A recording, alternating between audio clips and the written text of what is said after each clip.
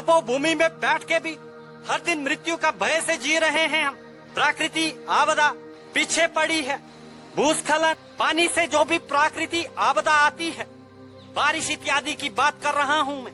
भयानक रुद्र रूप वाली जो बारिश है, बादल फटना इत्यादि, और ये प्रलय भू अधिष्ठात्री देवी के कारण ये आपदाएं आती हैं। तपोभूमि में रहते हैं, यज्ञ भूमि में रहते हैं, तो इतना तो पता होना चाहिए। परम अलखिनंदा माता प्रिया की जय हो। प्रणाम।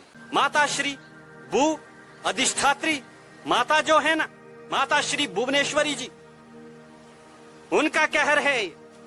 कोई राजा, कोई मेयर, कोई उच्च अधिकारी सच्चा हो, कोई नेता और कोई भी जनसमूह में सच्चे दिल से भगवान से सच्ची विनती करता हो, क्या कीजिए, माता श्री भू अधिष्ठात्री माता का यज्ञ पूजन इत्यादि करवाइए। उनको खुश करते ही क्षण मात्र में बंद हो जाती है। बारिश इत्यादि की बात कर रहा हूं मैं ठहरा तपस्वी, जंगलों में रहने वाली आदत है। साधनाओं में और तपों में और जपों में रहने की आदत पड़ गई है। हमारी साधना चली है, हमारे पास वक्त भी नहीं होता, इतना धन इत्यादि भी नहीं है कि व्यवस्था कर सकूं। पर जो ज्ञानी जन हैं, जिनके पास ये सुविधा है, वो करवा लीजिए। मेयर इत्यादि को करवाना चाहिए, रियासत के राजाओं को ये करवाना चाहिए, जनसमूह के साथ मिलकर, कुछ देवताओं के साथ मिलकर ये करवाना चाहिए, देवते बालों को ये करवाना चाहिए। जग हित के लिए ऐसे यज्ञ इत्यादि अनुष्ठान, ऐसे पूजन, उनके क्रोध शांति के लिए यज्ञ इत्यादि का प्रबंध करवाना चाहिए। ऐसी आपदाओं के समय जीवन में जब कोई भी चीज कार्य रत न होना, तब भगवान की उंगली को थामना चाहिए। दरअसल यहाँ पे ये भी पता नहीं होता किस भगवान की उस दौरान पूजन किया जाए, कौन से भगवान हैं, कौन से देव हैं, कौन सी देवी है, किसका करवाना चाहिए। अगर आप कभी भी इस चीज में दुविधा में हैं, मुझसे संपर्क बना सकते हैं और उनकी पूजन अर्चना करना बुद्धिमानों का कार्य है। सही समय पे सही देवी देवताओं को शांत करना और उनकी स्तुति करना, उनका यज्ञ इत्यादि और उनका यज्ञ पूजन इत्यादि करना, वो बुद्धिमान मनुष्य के गुण हैं। दरअसल बुद्धिमान और ज्ञानी कोई है नहीं यहाँ पे भूखंड में। सारे ज्ञानी तो बनते हैं, महामूर्खों की फौजें बैठी हुई है। हम तो भगवान को पूज रहे हैं, हम तो इस भगवान के उपासक है, उस भगवान के, उस देवता को मानते, उसको मानते। अरे तुम किसी को भी मानो, हर एक के कार्य हैं। कौन सा रूप क्रुद्ध है ना, उसकी पूजन करने से प्राकृतिक आपदा हट सकती है। हम आपको बता रहे हैं, ये बताना नहीं था मुझे आप लोगों को, पिटते रहने देना चाहिए था। हम भी दुखी हो गए, हमें भी दया आती है, हमारे अंदर का दया भाव जा गया, वरना हम दुबोने के ऊपर ही आते हैं, हमें कोई फर्क नहीं पड़ता, मैया मार रही, हम खुश हैं। आपकी मूर्खता के कारण तो लगता है कि आप लोगों को ये बताना ही जरूरी नहीं था।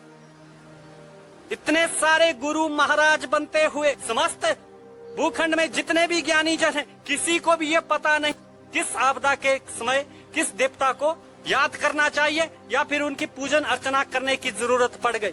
उस टाइम के ऋषि मुनियों को ये पता होता था, इसीलिए उनके समय पे कोई भी आपदा आती थी तो वो क्षण मात्र में उनका निवारण ढूंढ लेते थे। उन ऋषि मुनियों को कहते हैं वैज्ञानिक, इसीलिए महाज्ञानी। उन्हें पता होता है ऐसी आपदा आ रही है तो अब क्या करना होगा। उनके एक पूजन यज्ञ के प्रयोग से वो सारा वातावरण को ही मोड़ देते थे, पंचभूतों को हिला देते थे। उन्हें कहते हैं वैज्ञानिक। हमें भी वो सारी बातें पता हैं, पर हम चुप रहना पसंद करते हैं, क्योंकि हमें सुनना पसंद नहीं करते आप लोग।